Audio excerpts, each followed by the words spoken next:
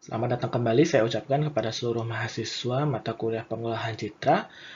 Pada kesempatan kali ini kita akan membahas sebuah materi yang berjudul Deep Neural Networks for Computer Vision. Ini adalah outline dari presentasi pada kali ini. Kita akan mulai dari membahas apakah itu Artificial Neural Networks, lalu kita lanjutkan dengan membahas Artificial Neural Networks sebagai sebuah machine learning method. Lalu kita akan membahas arsitektur modern dari Artificial Neural Networks, yaitu Convolutional Neural Networks, di mana kita akan membahas mengenai Convolutional Layer dan juga Pooling Layer. Lalu kita juga akan membahas beberapa komponen lain dari CNN atau Convolutional Neural Networks.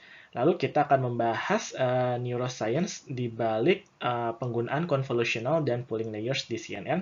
Lalu kita yang terakhir akan membahas deep neural networks untuk computer vision, di mana kita akan membahas tiga tugas, yaitu image classification, image segmentation, dan juga learning image representation. Ini adalah sumber-sumber terutama gambar yang dipakai pada presentasi pada kali ini, yaitu kita menggunakan buku Digital Image Processing, Deep Learning, dan juga Hands-on Machine Learning with Scikit-learn, Keras, and TensorFlow. Lalu ini juga ada disclaimer, yaitu seluruh material yang dipakai di presentasi ini digunakan untuk kegiatan education, ya, untuk pengajaran saja.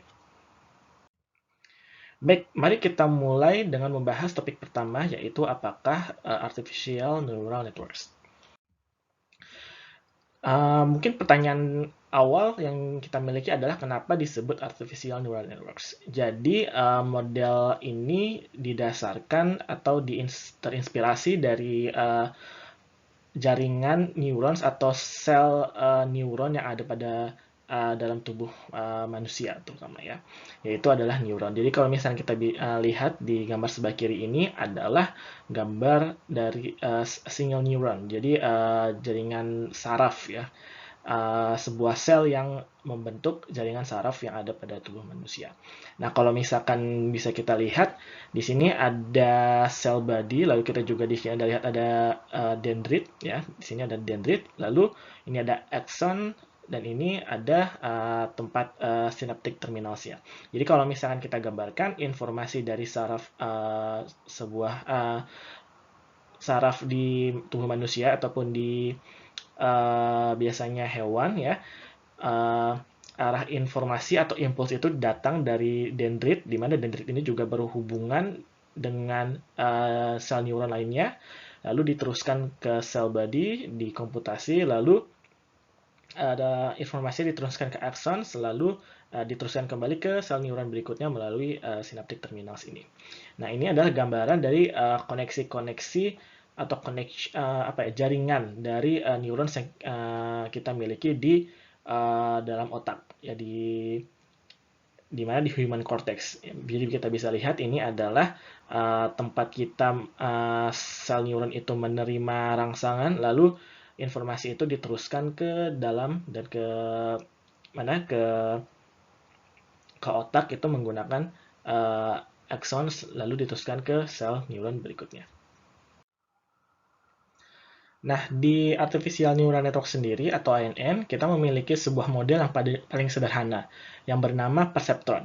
Jadi perceptron ini diusulkan pada tahun 1957 oleh Frank Rosenblatt, yang mana juga sebenarnya terinspirasi dari model yang lain, yang bernama Threshold Logic Unit, yang diusulkan pada tahun 1943. Nah, di gambar sebelah kiri ini bisa kita lihat adalah model dari Threshold Logic Unit, dan sebelah kanan ini adalah sebuah model dari perceptron.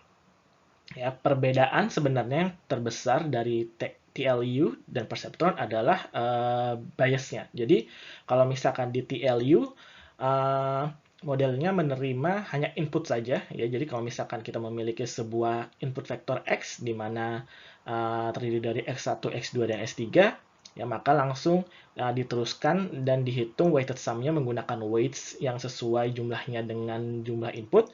Sedangkan kalau misalkan di perceptron tidak hanya inputnya saja, yaitu di sini X, di mana terdiri dari X1 dan X2, tetapi juga ditambahkan dengan bias neuron, ya, di mana nilainya pasti bernilai 1. Lalu yang unik juga dari perseptron adalah perseptron ini bisa kemudian saling dihubungkan. Jadi di mana di sini ya bisa dilihat modelnya itu dihubungkan. Jadi tidak hanya ada satu komputasi saja, tapi ada 3 unit perseptron yang mana juga sebenarnya bisa kita lihat ini adalah awalnya TLU ya yang dihubungkan masing-masing dengan input unit dan juga bias neuron. Nah, jadi Rosenblatt itu pada tahun 1957 menunjukkan mathematical proof yang menunjukkan bahwa perseptron apabila dilatih menggunakan linearly separable training sets, ya, jadi sebuah training data yang bisa dipisahkan secara linear, ya, dapat kita cari solusinya. Jadi solusi hyperplane itu atau bidang yang membagi training data kita menjadi kelompok-kelompok yang berbeda dengan iterative step. Ya, jadi ini adalah sebuah diagram dari perseptron, hanya satu buah perseptron ya, di mana kita bisa lihat ini adalah vektor x input ya, vektor x input vektornya, dan ini ada biasnya, ada bias neuronnya, dan ini adalah komputasinya, di mana adalah weighted sum dari input plus biasnya dan juga adalah weight-nya ya. Dan ini adalah nonlinear function, di mana waktu itu digunakan adalah step function. Jadi sebenarnya Rosenblatt itu menunjukkan bahwa kita bisa mencari solusi di mana sebenarnya adalah weights dari perseptron itu dengan cara iterative learning. Nah, kalau misalkan kita ingin membandingkan, kenapa sih lalu perseptron ini dianggap sebagai model yang paling sederhana untuk artificial neuron, adalah karena memang bentuknya yang mirip dengan apabila kita bandingkan dengan biological neuron. Di sebelah kiri kita bisa lihat ada sebuah biological neuron yang sudah kita jelaskan tadi sebelumnya. Maka di sebelah kanan kita bisa membuat bentuk yang mirip dengan biological neuron, yaitu perseptron itu sendiri. Jadi cell body-nya itu sendiri bisa kita anggap sebuah computational unitnya, di mana computational unit itu menerima input dari previous neuronnya ya. Jadi di sini dianggap x0 ini adalah input dari previous neuronnya, lalu dimasukkan ke computational unitnya dengan weight-nya ya. Jadi dikalikan dengan weight-nya. Lalu kita juga bisa menerima berbagai input dari neuron-neuron yang lainnya. Jadi bisa bilang ini adalah yang ke 0, ini ke 1, kedua. Lalu setelah diterima, maka kita bisa menghitung weighted sum-nya dari seluruh input dendrit yang ada. Ya, jadi kalau misalnya yang ini input dan weight-nya itu bisa kita anggap sebagai dendrit di biological neuron ini. Nah, lalu komputasinya sendiri bisa kita anggap sebagai cell body, di mana sebenarnya menghitung dari weighted sum dari dendrit yang telah kita terima, informasi yang telah kita terima, lalu kita akan meneruskannya dengan menggunakan activation function F ini nih, di sini. Lalu setelah kita transformasi menggunakan nonlinear activation function, kita bisa meneruskannya kembali ke neuron selanjutnya, yaitu adalah output. Kalau misalkan kita gabungkan keseluruhan, ya, maka F ini ada kita mempunyai fungsi seperti ini, ya. Ini adalah weighted sum-nya plus bias-nya, jangan lupa harus ada bias-nya kalau misalkan perseptron, dan juga dimasukkan ke nonlinear function, sehingga kita bisa mempunyai nonlinear transformation. Nah, pada saat pertama kali perseptron itu diusulkan, perseptron itu langsung menjadi sebuah sensasi. Kenapa? Karena akhirnya kita memiliki sebuah model komputasi yang kerjanya itu sangat mirip dengan sel neuron atau sel saraf yang dimiliki oleh manusia. Namun setelah dilakukan beberapa kali eksperimen, ternyata dapat dibuktikan bahwa perseptron itu tidak dapat menyelesaikan masalah-masalah yang sebenarnya sangat trivial, terutama bagi manusia. Contohnya adalah perseptron tidak dapat menyelesaikan masalah exclusive or classification problem atau XOR. Ya, jadi ini adalah, kalau misalkan Anda lupa, ini adalah tabel dari XOR. Nah, perseptron ini tuh tidak bisa menyelesaikan masalah ini. Karena apa? Karena masalah XOR itu tidak linearly separable. ini adalah contoh ya, adalah visualisasi bagaimana XOR itu sebenarnya tidak linearly separable ya. Jadi bisa dilihat bahwa kita harus memiliki dua buah garis linear untuk melakukan klasifikasi atau quadratic, ya ini quadratic classifier ya untuk bisa menyelesaikan masalah ini. Nah, namun ternyata setelah dicoba setelah beberapa tahun akhirnya diperlihatkan bahwa sebenarnya kurang dari perseptron itu adalah hidden layer ya. Jadi oleh karena itulah sebabnya kita memiliki perseptron yang memiliki hidden layer yang bernama multi-layer perseptron. Nah, ini adalah bentuk model dari multi-layer perceptron di mana kita tidak hanya memiliki input layer dan output layer, tapi kita memiliki hidden layer. Ya, jadi kita memiliki dua buah weight ya. Ingat kalau misalnya di perceptron biasanya kita hanya memiliki satu buah weight matrix. Kalau ini di multi-layer perceptron kita memiliki dua buah, di mana yang pertama itu adalah menghubungkan antara input layer dan hidden layer di sini. Dan yang kedua adalah menghubungkan hidden layer dan juga output layer. Nah, lalu pertanyaan yang biasanya kita muncul adalah kenapa sih kita membutuhkan nonlinear activation function? Nah, jawabannya adalah karena jika kita merangkai beberapa transformasi linear ya yang biasanya dilakukan di artificial neural networks, karena itu biasanya adalah sum weighted sum, sorry. Nah, kalau misalnya kita gabungkan weighted sum ini berkali-kali di menggunakan hidden layer, ya maka yang kita dapatkan hanyalah transformasi linear lainnya. Ya, jadi misalkan di sini kita memiliki dua buah fungsi fx dan gx. Kalau misalkan kita masukkan menjadi fgx, maka hasil yang kita dapatkan adalah sebuah fungsi linear juga. Ya, jadi kita membutuhkan sebuah nonlinear activation function. Nah, di sini ada contoh 3 yang ditampilkan, yaitu sigmoid, tanh, lalu juga ada ReLU. Nah, kalau misalkan nanti akan dibahas lebih lanjut, tapi untuk di modern approach of artificial neural networks, ya sigmoid ini biasa digunakan untuk classification layer, ya jadi di layer terakhir untuk classification atau segmentation. Kalau misalkan tanh ini biasa digunakan untuk image generation, ya karena outputnya adalah -1 sampai 1 ya. Kalau misalkan sigmoid kan lebih ke arah probability, nilai outputnya adalah 0 sampai 1. Nah, sedangkan ReLU ini ya biasanya digunakan untuk di hidden layer ya. Jadi ingat untuk di modern approach ReLU itu biasa digunakan untuk hidden layer.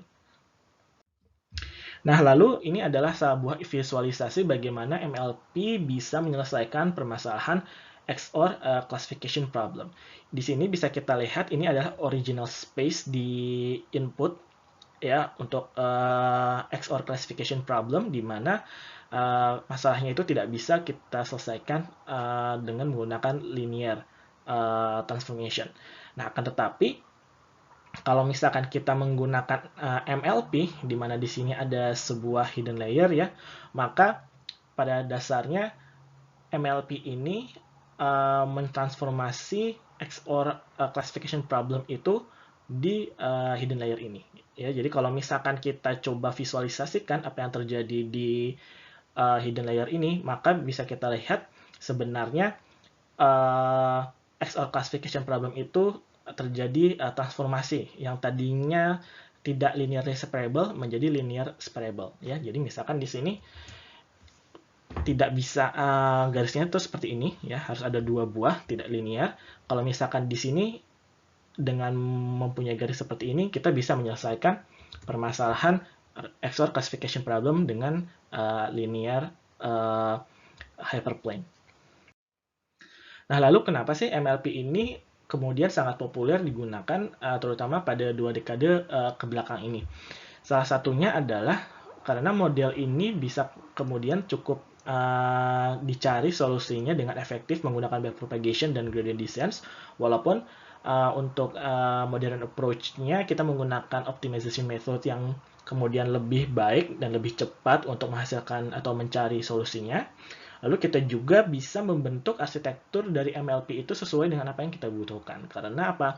Karena seperti di sini bisa kita lihat, gini adalah satu buah neuron untuk dari perceptron, itu bisa kita gabungkan menjadi sebuah neural network yang cukup besar. Ya, jadi kita bisa di sini bisa memiliki berbagai atau seberapa banyak pun layer yang kita butuhkan untuk memecahkan masalah nonlinear problem yang cukup kompleks, dan lalu pada saat yang sama banyaknya neuron pada satu layer itu bisa kita kostumasi secara bebas. Ya, jadi ini adalah salah satu bentuk positif MLP. Namun pada saat yang sama perlu diperhatikan bahwa apabila kita terlalu banyak memiliki neurons atau komputasi neuron computations atau misalkan terlalu banyak layer, terlalu banyak neurons, maka kita bisa memiliki banyak masalah seperti overfitting.